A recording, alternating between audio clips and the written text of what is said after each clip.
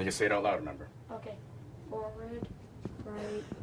2 years ago, Huang.avi was struggling in school with reading and writing.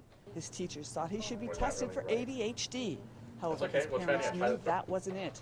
After his first visit with Dr. Huang, they found the problem. And then finally said, I want to do one more test. And the test that he did made his eye, it looked like his eye wiggled before it focused. You could actually see his eye straining to focus on something. The diagnosis? Ocular motor dysfunction. Ryan started going for vision training. It made reading and writing a lot easier. I now like to pick up a book and read without getting frustrated at it. Ryan isn't the only one. 2. And how many strings are leaving the yellow bead? 2. Vision problems are more common than most people know. 10-year-old Felicia was easily distracted both in school and at home. Homework that was supposed to take 20 minutes would take an hour and a half. So we knew there's something wrong, but they still kept telling us there's nothing wrong with your child. Felicia's sight is 20/20, and her optometrist at the time said Felicia didn't need glasses. She's been seeing Dr. Huang every other week for about 3 months, and now She's in glasses now, she's getting vision training.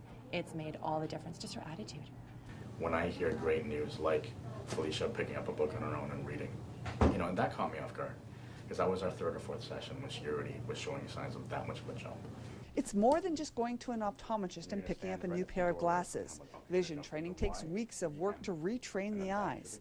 It's not something practiced by all optometrists.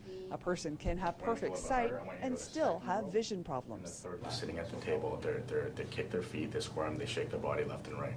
Or they put their head on their hand and then they're off, and they're on here on their cheek. A lot of times these patients just ran a marathon trying to read a book, and they're exhausted. These students have gone up a full letter grade in their schoolwork since they started vision training. None of them liked reading before. Now, reading and writing are their best subjects. Tomorrow, we'll take a look at what signs parents should look for to identify a vision problem.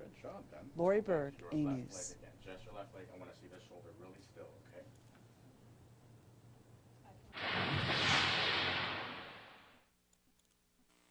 You're going to jump. You're going to jump from the Y to the M, and then back to the K, and then the F. Danielle Purser used to hate reading and suffered from poor self-esteem. Trouble reading because I have dyslexia and I just needed help. But where she once struggled to follow the letters on the page, It's not as frustrating as it was. now she loves reading. It's an adventure. It's just fun to read now. I like reading now. I've read 3 books this summer before, and they're big books. So do the first row for me. Forward, right. Yesterday, we Down, introduced you to Ryan Acott, who was diagnosed with ADHD by his school. But instead, his mother took him to an optometrist who diagnosed a vision problem. The signs are often hard to recognize. Sometimes it's as simple as a child not wanting to read, suffering from headaches, or struggling with homework. Other times, a squirming child just can't keep still, and schools throw words like ADD or ADHD, and sometimes even lazy students.